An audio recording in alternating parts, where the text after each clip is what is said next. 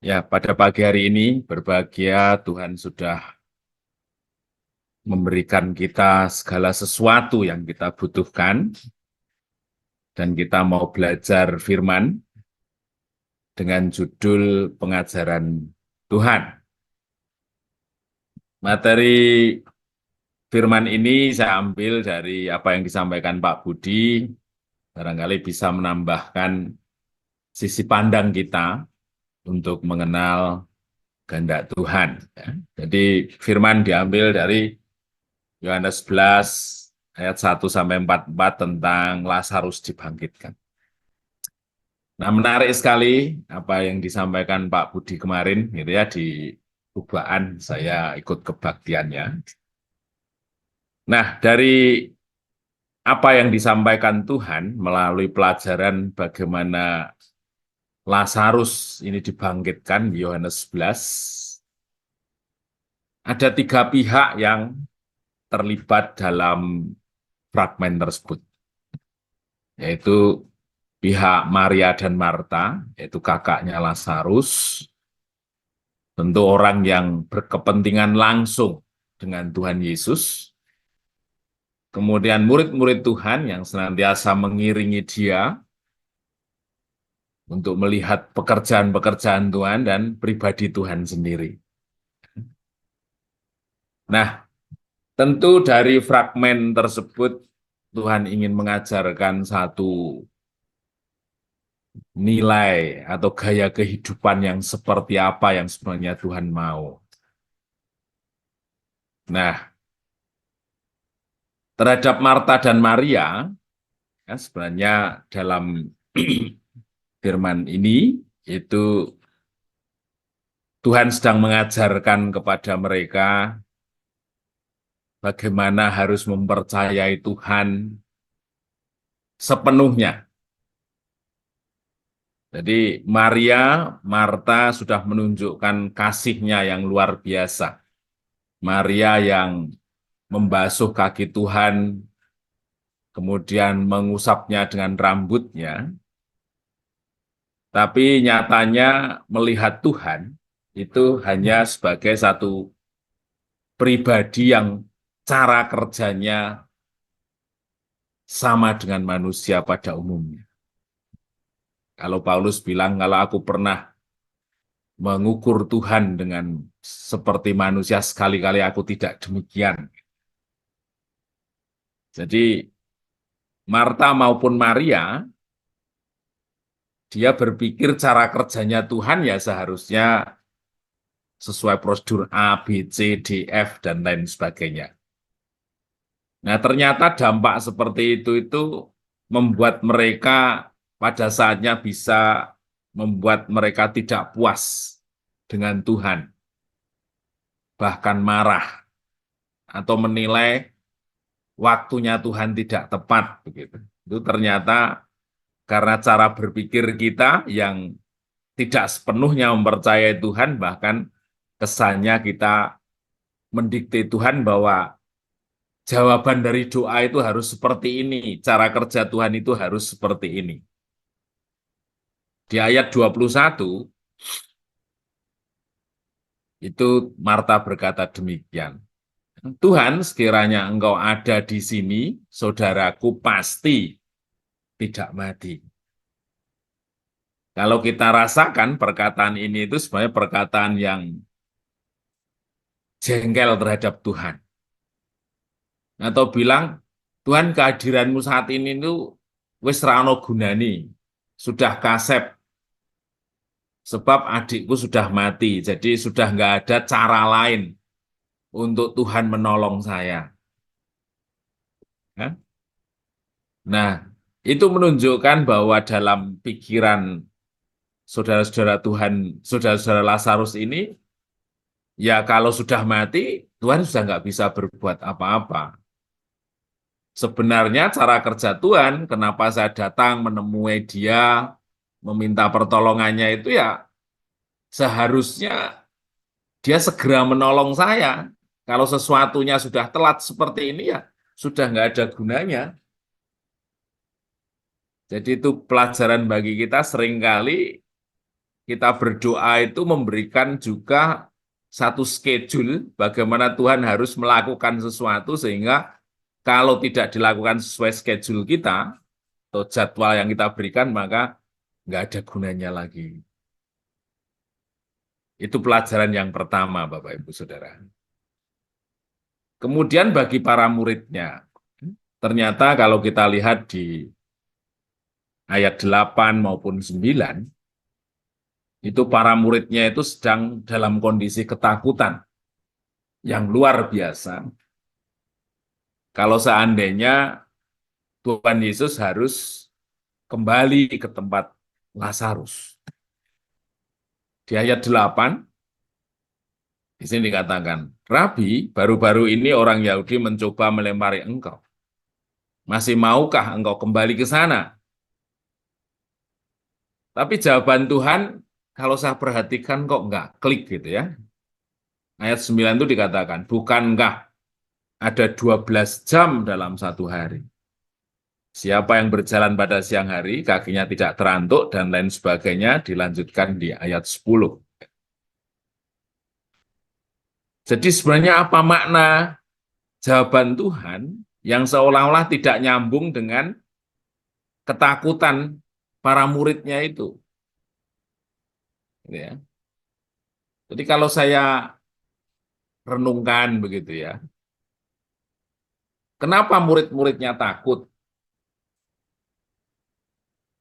Karena dalam pikiran murid-muridnya itu sudah dipenuhi dengan stigma, stigma negatif tentang bagaimana kejahatan orang Yahudi. Kalau beberapa waktu lalu dia akan melempari Tuhan Yesus dengan batu, tentu di saat ini juga sikapnya seperti itu. Jadi para muridnya itu sudah dipenuhi dengan pandangan negatif, bagaimana jahatnya orang Yahudi, ya, yang justru kalau kita lihat itu sangat kontroversi dengan cara berpikir Tuhan. Kita orang percaya tentu membawa banyak orang untuk bertemu Tuhan, pikiran kita agar orang itu diubahkan, agar orang itu mengalami Tuhan. Tapi kalau pikiran kita dipenuhi dengan stigma negatif dulu, yaitu sesungguhnya kontraproduktif dengan kerinduan kita itu. Nah, jadi Tuhan bilang sesungguhnya ada satu hari ada 12 jam. Ada satu kesempatan, banyak kesempatan yang membuat orang diterangi lagi pikirannya. Ada banyak kesempatan yang bisa Tuhan pakai untuk membuat mereka berubah. Nah, apa dampak dari stigma negatif yang ada pada pikiran kita, yaitu kita tidak lagi peka terhadap kehendak Tuhan. Seringkali kehendak Tuhan akan membawa kita pada maksud dan rencananya, tapi terhadap orang itu, tapi karena pikiran kita sudah dipenuhi dengan stigma negatif, tentu kerinduan Tuhan itu susah kita lakukan. Kemudian yang berikutnya juga, stigma negatif itu akan memunculkan ketakutan dan kekhawatiran di dalam hidup ini. Ya. Jadi seandainya Tuhan Yesus bicara keras terhadap orang Farisi, orang Saduki, yang ada dalam pikiran saya tentu itu hanya ucapan sesaat saja untuk membuat mereka melihat kesalahannya. Tapi ternyata selebihnya dari situ, dia tidak pernah menyimpan satu stigma negatif bagi banyak orang. Dan kita diajar demikian, ya. Sekalipun seringkali faktanya seperti itu, tapi fakta yang seperti itu tidak boleh memenuhi pikiran kita. Kemudian dari sisi Tuhan Yesus, apa yang dia lakukan terhadap Marta dan Maria, itu menurut saya sudah didesain sejak awal. Jadi artinya Tuhan itu untuk mengajar kita, dia sudah membuat kurikulumnya sendiri bagi kita. Ada satu metode pengajaran yang diberikan secara khusus untuk mengajar kita masing-masing, sehingga kita semakin mengenal dia. Di ayat 6, firman itu mengatakan, namun setelah didengarnya Lazarus sakit, ia sengaja tinggal 2 hari lagi di tempat di mana ia berada. Apakah Tuhan tidak tahu kalau hal itu berpotensi membuat Marta dan Maria jengkel, membuat Marta dan Maria tidak sabar? Atau barangkali Tuhan ini kok lamban banget sih? Tuhan ini sudah saya datang capek-capek menemui beliau untuk menolong adik, kok malah dia nggak datang-datang? Ya tentu tahu apa yang dirasakan di hati Marta dan Maria, Tuhan sendiri tahu. Tetapi itu memang sudah didesain agar Marta dan Maria akhirnya mengerti rencana Tuhan yang jauh lebih besar. Ayat 14-15. Karena itu Yesus berkata dengan terus terang, Lazarus sudah mati. Ayat 15, tetapi syukurlah, katanya. Lah, ini juga sesuatu yang kontroversial lagi. Lazarus mati, tetapi syukurlah, katanya. Jadi sejak awal dia sudah didesain, ketika Lazarus mati, Tuhan tidak berada di tempat itu. Tuhan bilang, tetapi syukurlah aku tidak hadir pada waktu itu. Ya, ya itu tentu susah kita pahami. Sesuatu yang membuat Marta dan Maria menjadi sedih, duka cita, tetapi seringkali Tuhan berkata, syukurlah.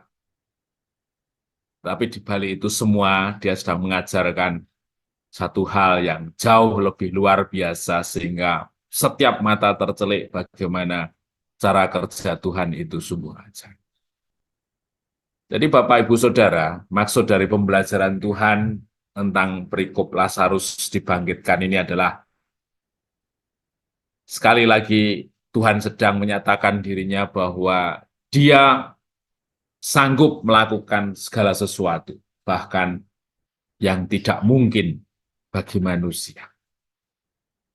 Ketika kita menghadapi satu persoalan, seringkali solusinya itu dibungkus dengan cara berpikir manusia, dengan pertimbangan-pertimbangan manusia, dan justru itu yang membuat kita tidak melihat bagaimana terobosan Tuhan dengan mujizatnya, dengan keajaibannya, dengan kedahsyatannya itu terjadi dalam hidup.